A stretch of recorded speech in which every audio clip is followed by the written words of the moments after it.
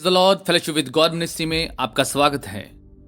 मेरे जीजो, परमेश्वर के वचन के अंदर इस प्रकार से लिखा है, गलातियों की पुस्तक उसका 2 अध्याय और उसकी 20 आयत। मैं मसीह के साथ क्रूस पर चढ़ाया गया हूं और अब मैं जीवित ना रहा, पर मसीह मुझ में जीवित है।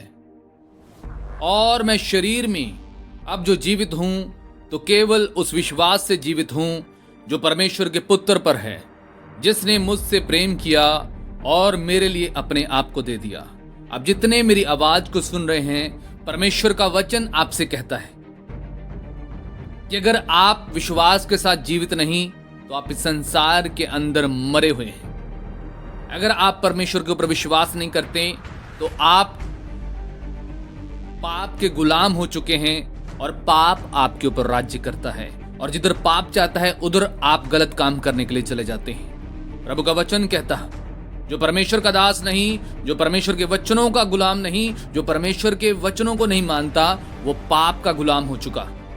आप जितने मुझे सुन रहे हैं, विश्वास के द्वारा परमेश्वर के बेटे बेटियां, परमेश्वर के पुत्र और पुत्रियां बनते हैं। यदि आप प्रभु के ऊपर विश्वास नहीं करते तो आप उसके बेटे भी नहीं, आप ना उसके पुत्र हैं ना उसकी पुत्री हैं। आपके साथ उस परमेश्वर का कोई रिश्ता नहीं।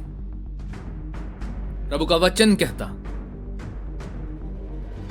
प्रभु का बेटा पौलुस कहता, उसका दास प्रेरित कहता, मैं मसीह के साथ क्रूस पर चढ़ाया गया हूं। वो कैसे प्रभु के साथ क्रूस पर चढ़ाया गया? जब उसने विश्वास कर लिया कि प्रभु मेरे पापों के लिए मारा गया, गाड़ा गया और फिर तीसरे दिन मुर्दों में से जी उठा, तब वो मसीह के साथ क्रूस पर चढ़ाया जाता है। आप ये जब अंगीकार करते हैं, उसके नाम को ग्रहण कर लेते हैं, तब आप उस मसीह के साथ, प्रभु के साथ गाड़े जाते हैं संसार के अंदर।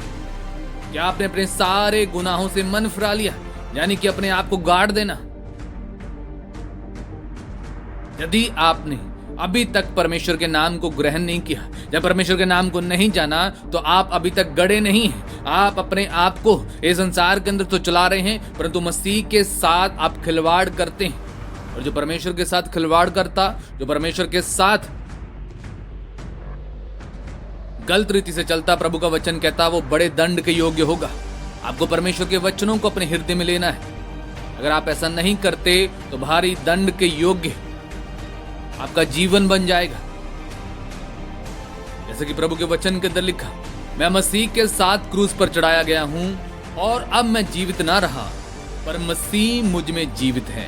जब आप प्रभु के अंदर प्रभु के नाम का बपतिस्मा लेते हैं, प्रभु को ग्रहण कर लेते हैं, उसके बाद आपका बाहर का शरीर, संसार वाला शरीर मर जाता है और आत्मिक शरीर पवित्र आत्मा का, परमेश्वर का, वो आपके अंदर आ जाता है। यीशु प्रभु के नाम से आपको अपने आप को देखना है कि आप परमेश्वर के साथ चल रहे हैं या नहीं चल रहे। जैसा पौलुस परमेश्वर का बेटा, उसका प्रेरित कहता है, और मैं शरीर में जो अब जीवित हूं तो केवल उस विश्वास से जीवित हूं जो परमेश्वर के पुत्र पर है। यानी कि उसके बाद जब आप प्रभु को ग्रहण करने के बाद जब आप चलते हैं तो आप शरीर के अंदर जीवित नहीं होते, आप आत्मा के अंदर जीवित बन जाते हैं।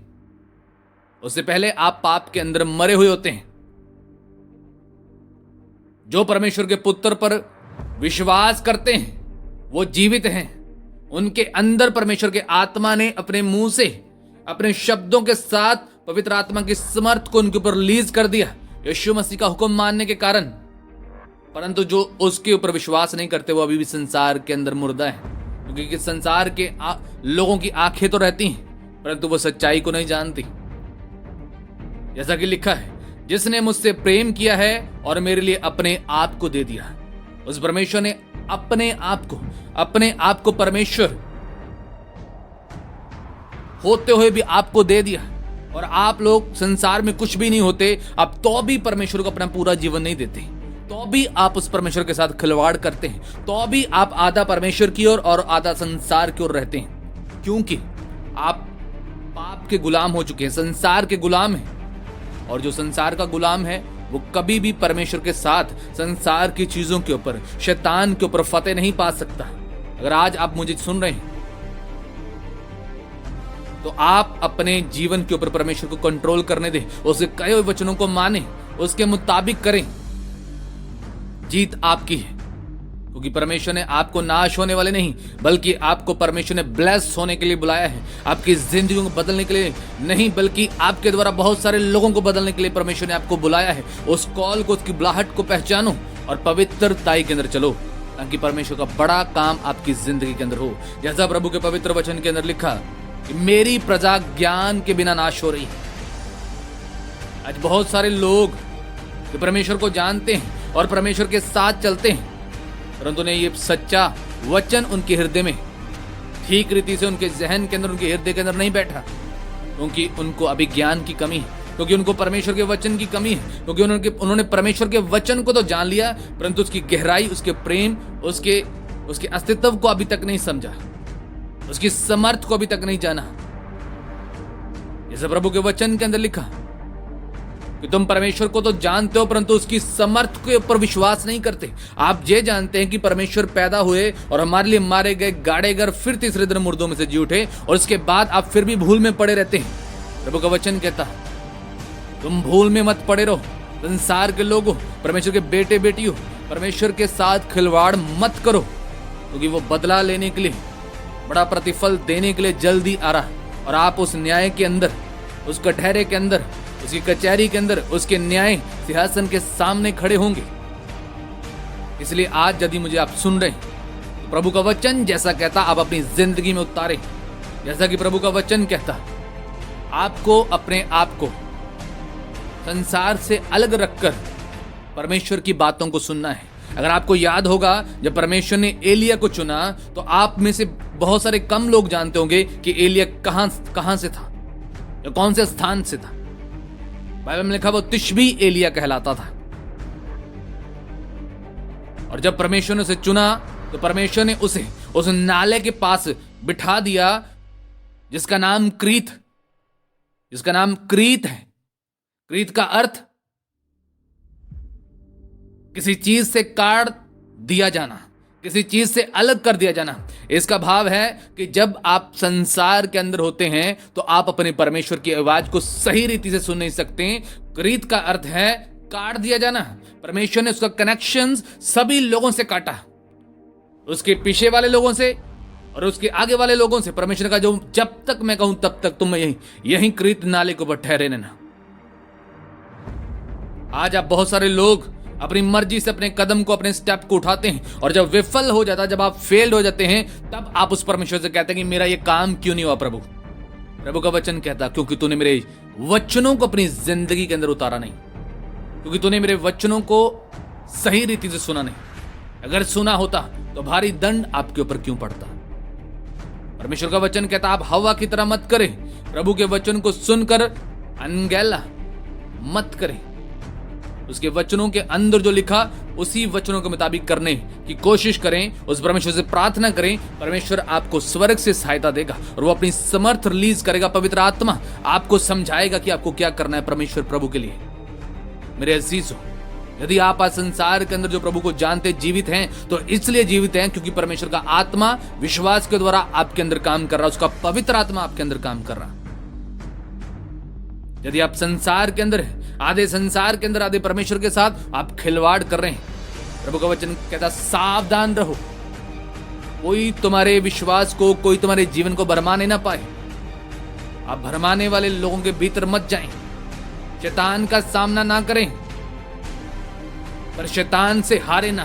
प्रभु का वचन कहता बुराई कर कर तुम संसार के साथ मेलजोल मत करो, बल्कि भलाई से शैतान की और संसार की बुराई को भलाई में बदलकर जीत डालो प्रभु यीशु मसीह के नाम से।